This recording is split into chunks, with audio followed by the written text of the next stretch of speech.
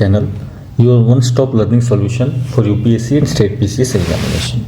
दोस्तों आज हम बात करेंगे हेनली पासपोर्ट इंडेक्स की। तो आप देख सकते हैं world's most powerful passports for 2024 were revealed. तो यहाँ पे जो है हेनली पासपोर्ट इंडेक्स जो है आपको बताता है कि किसी दुनिया में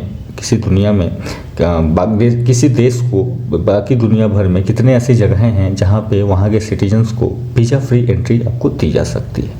ठीक है, तो यहाँ पे जो है इसको पावरफुल पासपोर्ट्स की बात करी जाती है। तो पावरफुल पासपोर्ट्स का मतलब है कि वीज़ा फ्री एंट्री कितने देशों में इनको अवेलेबल है, तो इसी से जो है पासपोर्ट की पावर बताई जाती है। ठीक है, तो ये जो लिस्ट निकाली गई है आपको यहाँ पे जो है जो फर्स्ट रैंक पे आपको यहाँ पे इस बार 6 कंट्री जो हैं वो आपको आई हैं। ठीक है, अब जो है यहाँ पे आप देख सकते हैं कि यहाँ पे 4 स्टेट्स जो हैं या 4 नेशंस जो हैं वो यूरोप की हैं, that is France, Germany, Italy and Spain. और साथ ही साथ आपको जापान एंड सिंगापुर जो कि पहले से नंबर 1 पे थी, तो इनके साथ मिलाकर कुल मिलाकर अब जो है 6 कंट्रीज वो नंबर 1 पे हैं। ठीक है, ये जो है यहाँ के सिटीजन्स जो हैं आपको 194 देशों में आपको वीज़ा फ्री हो जा सकते हैं। 144 डेस्टिनेशन, टोटल 227 डेस्टिनेशंस को कैलकुलेट किया गया है।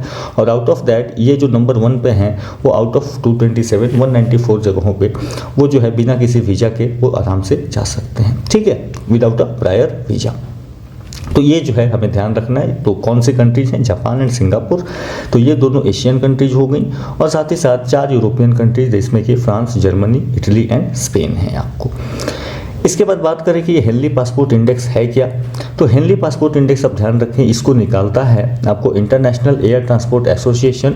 एंड यहाँ से जो इसका जो ग्लोबल डेटाबेस है उसके बेसिस पे हेनली एंड पार्टनर्स, तो हेनली एंड पार्टनर्स करके जो आपको ये बॉडी है वो इसको निकालती है उसके डेटाबेस के हिसाब से कि किनको कहाँ कहाँ एक्सेस अवेलेबल है।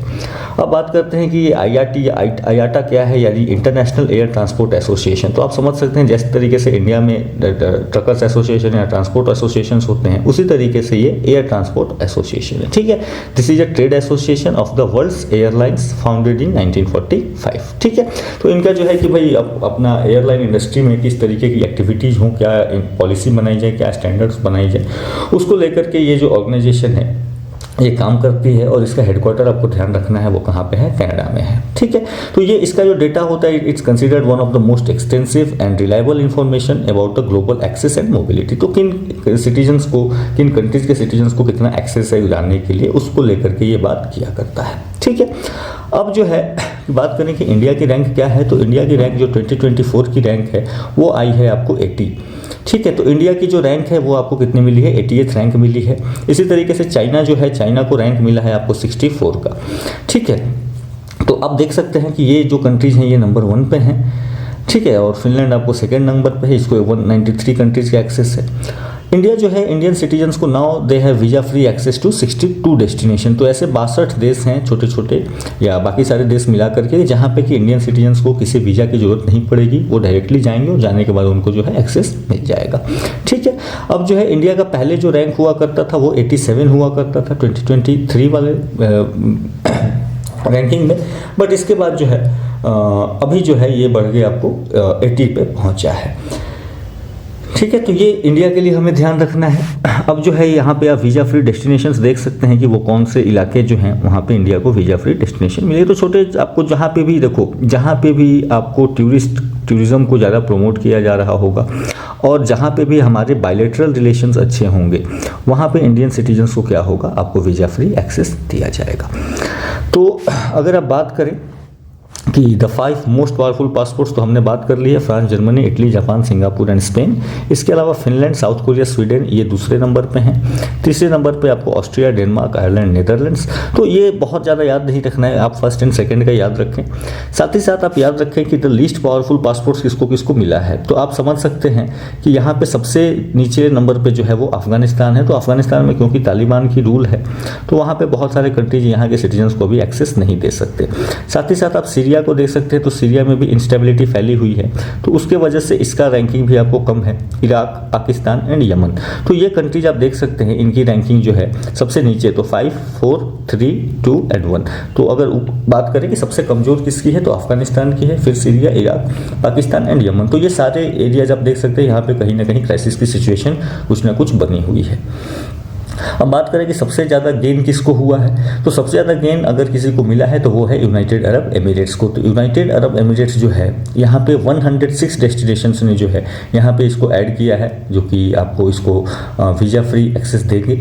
एंड सिंस 2014 तो 2014 से लेकर के अभी तक 106 नए डेस्टिनेशन खुले हैं जहाँ पे कि इनको क्या होगा, they will get visa free access. ठीक है। एंड इनिशियली जो है आपकी रैंकिंग हुआ करती थी 55th, बट यहाँ पे आप देख सकते हैं कमेंडेबल जंप है, दैट इज 11th पोजीशन। तो 44 प्लेसेस का जंप करके जो है आपको यूएई सबसे ज़्यादा डेवलपमेंट इसने करी है इन द रैंकिंग। अब हम थोड़ा सा समझ लें visa free access versus visa on arrival. तो ये दोनों डिफरेंट चीज़ें हैं।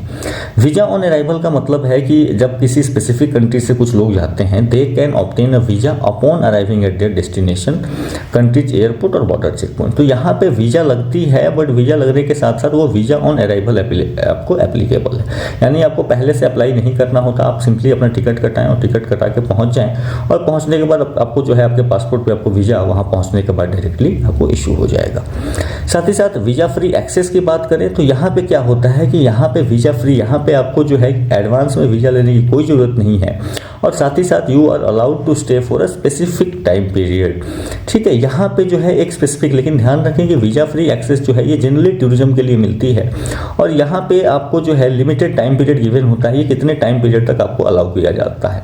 ठीक है। तो स्टार्टिंग आपको 7 डेज 90 डेज ऐसे करके इसके बीच के टाइम पीरियड में जो है यहाँ पे एक्सेस आपको दिया जाता है। तो बिजनेस रिलेशंस को लेकर के या टूरिज्म को लेकर के या मेडिकल टूरिज्म को लेकर के इस तरीके की व्यवस्थाएं आपको करी जाती हैं।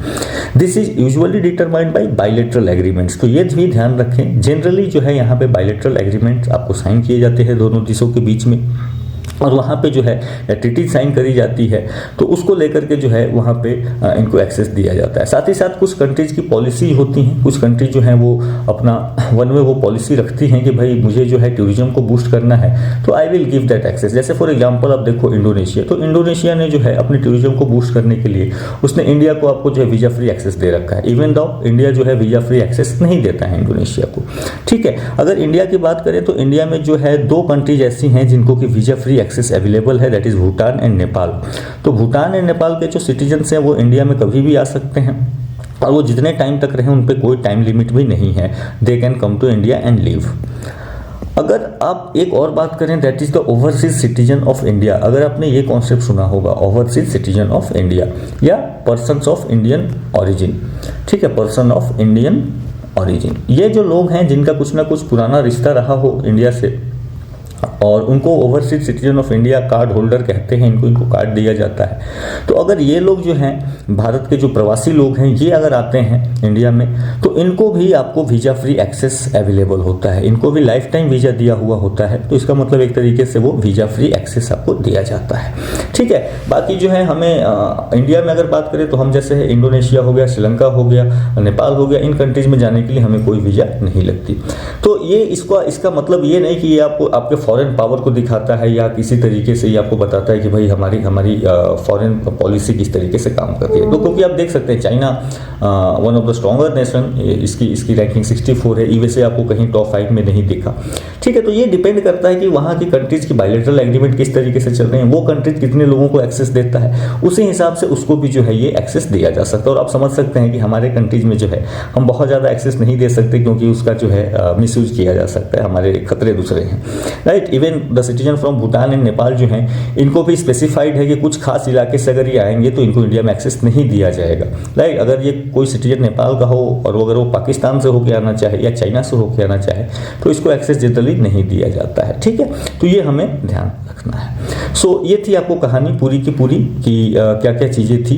इसका PDF जो है आपको हमारे टेलीग्राम चैनल पे मिल जाएगा, साथ ही साथ आप हमारे सोशल मीडिया हैंडल्स को फॉलो कर सकते हैं, तो आपको जो है अपडेट मिलते रहेंगे। So thank you and keep studying.